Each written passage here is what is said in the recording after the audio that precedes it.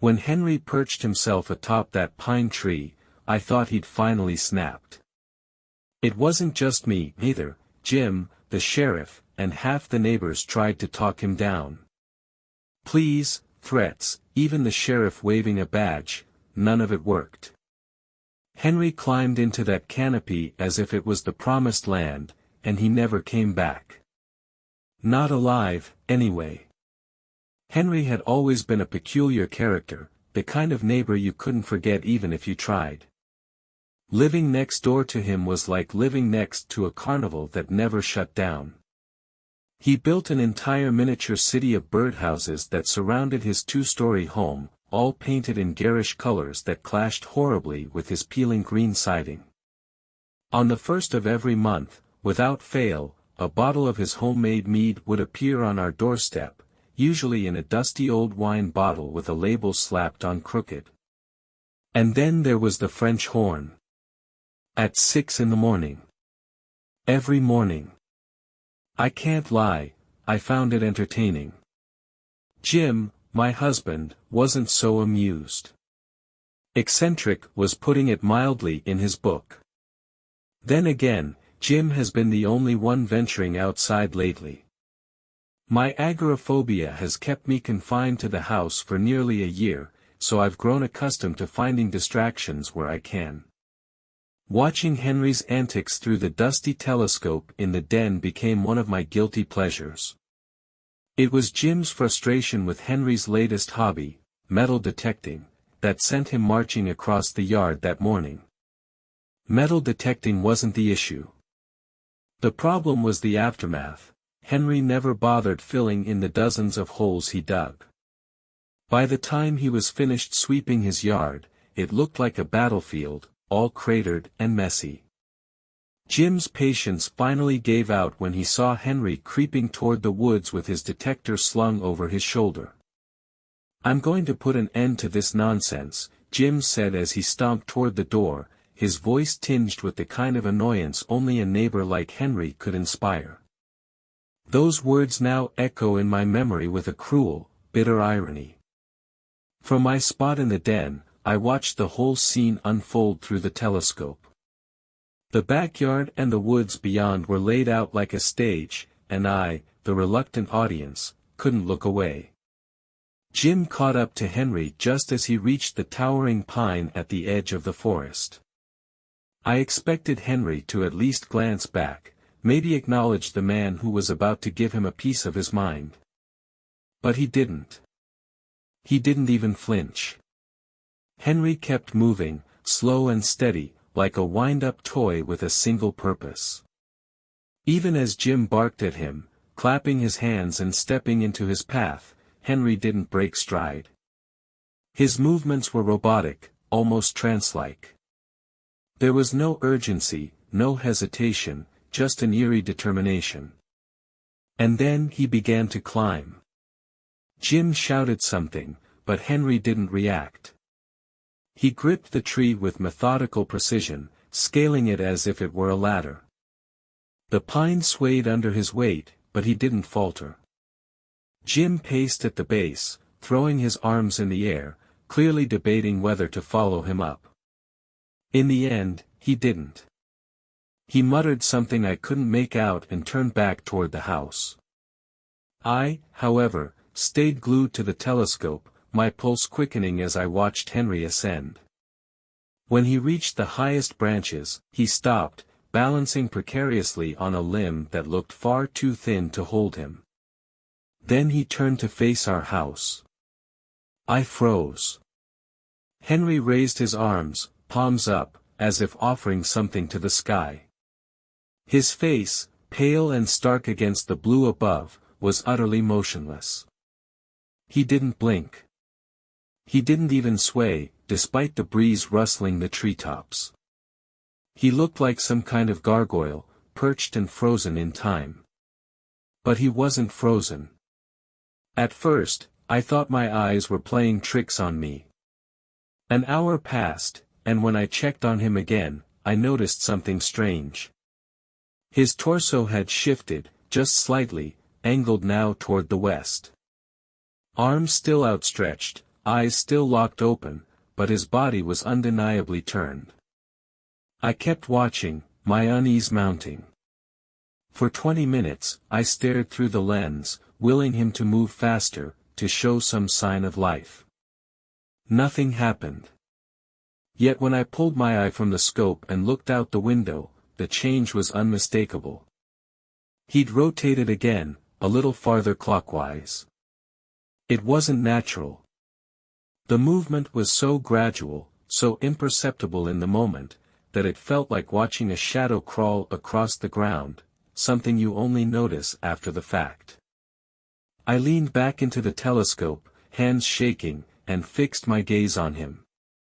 And that's when I saw it. Henry's lips twitched. It was subtle, almost imperceptible, but it was there.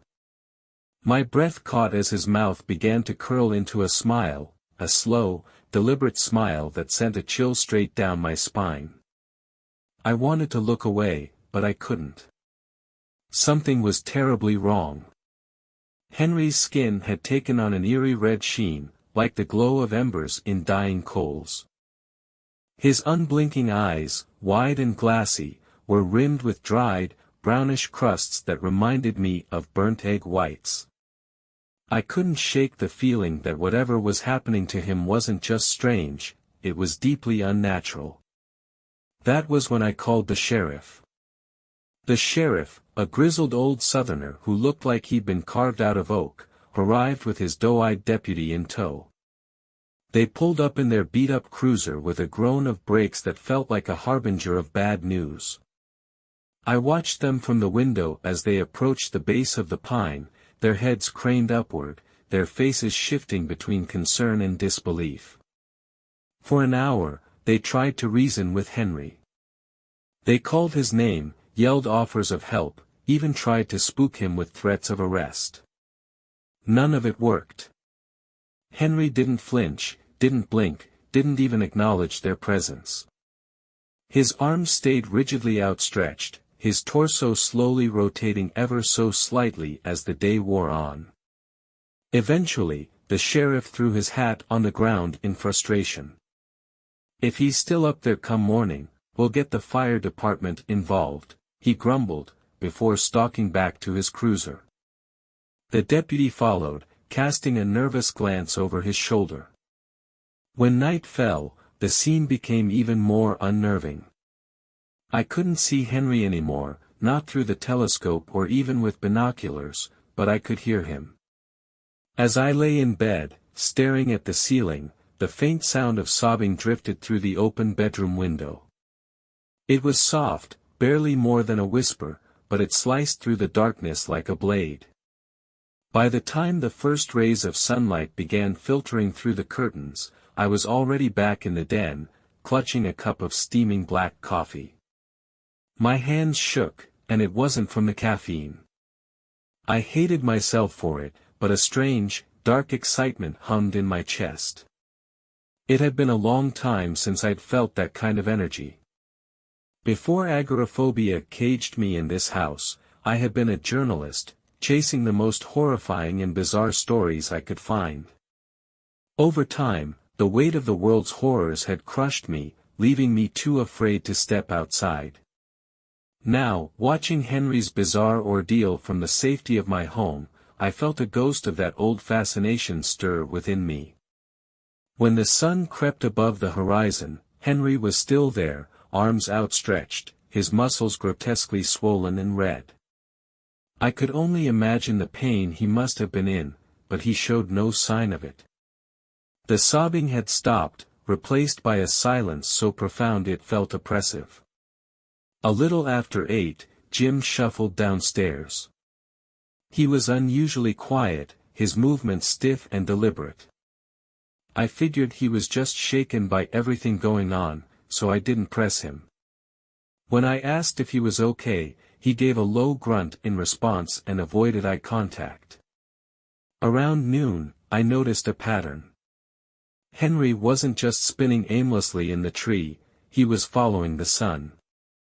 His body rotated with excruciating slowness, always keeping his face tilted toward the light. The realization sent a shiver through me. As I was piecing together this chilling observation, Jim's heavy breathing startled me. I hadn't even heard him approach. He was standing by the window, his face inches from the glass. "Jim.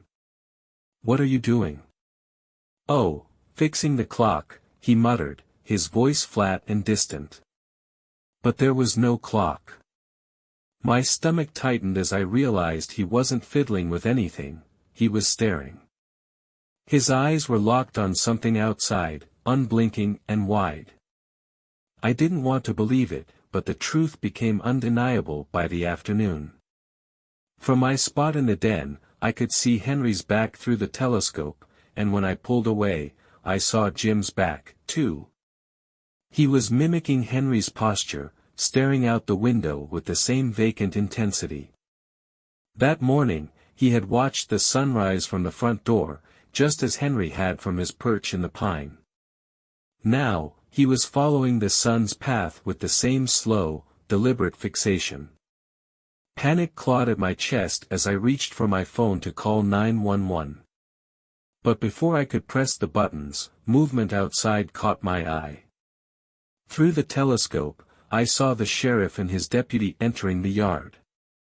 Relief washed over me for a fleeting moment, until I noticed how they were walking.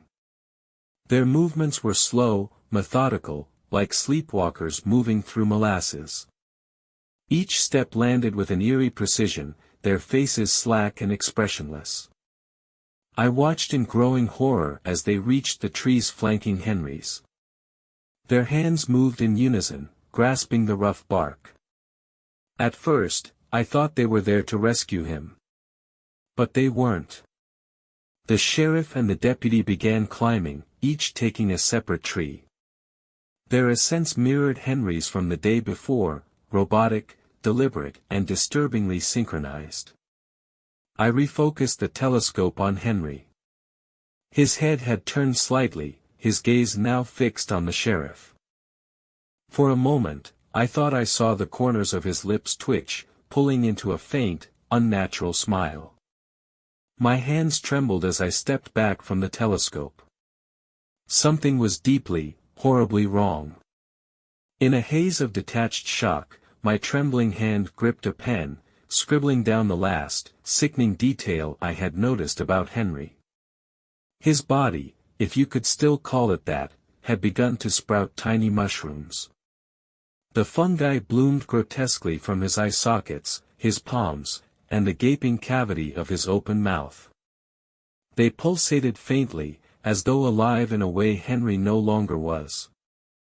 A robin perched delicately on his forehead, its beak pecking at the fungal growths with a mechanical rhythm, as if it were part of the same unholy ecosystem.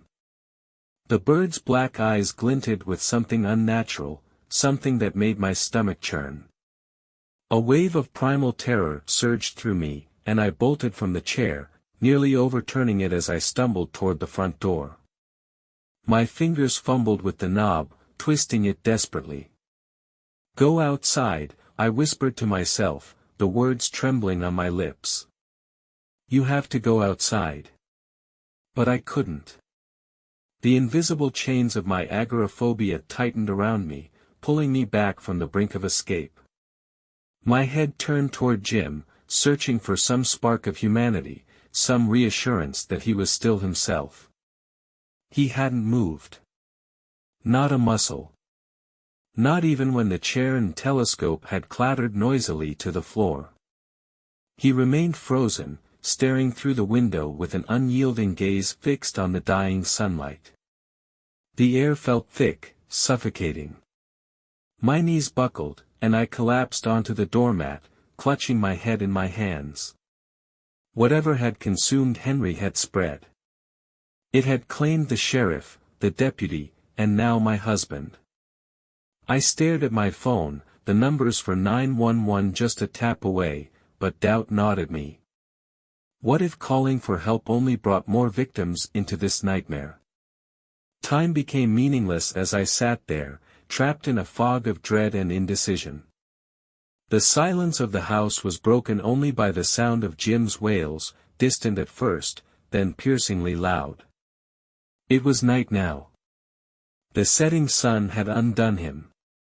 I crept into the kitchen, my breath hitching with every step.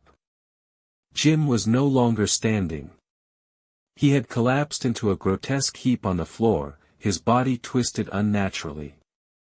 His knees were bent beneath him, his torso pressed awkwardly against the wall beneath the window.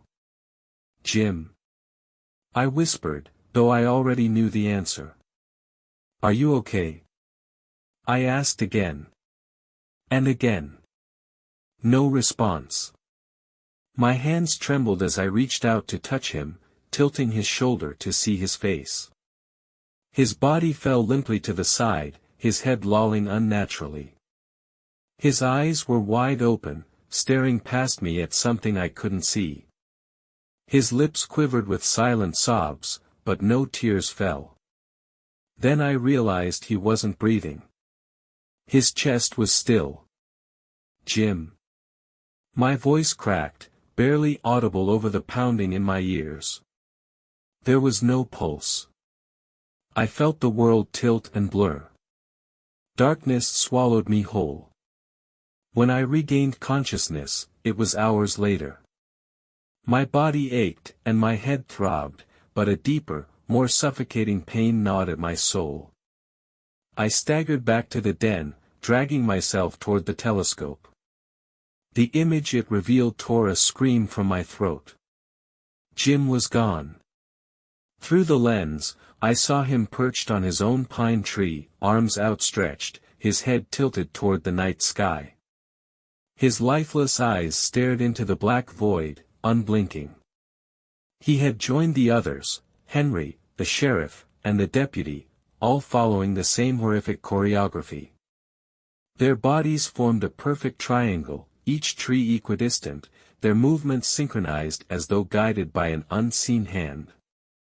I sat back, trembling, my mind scrambling for answers.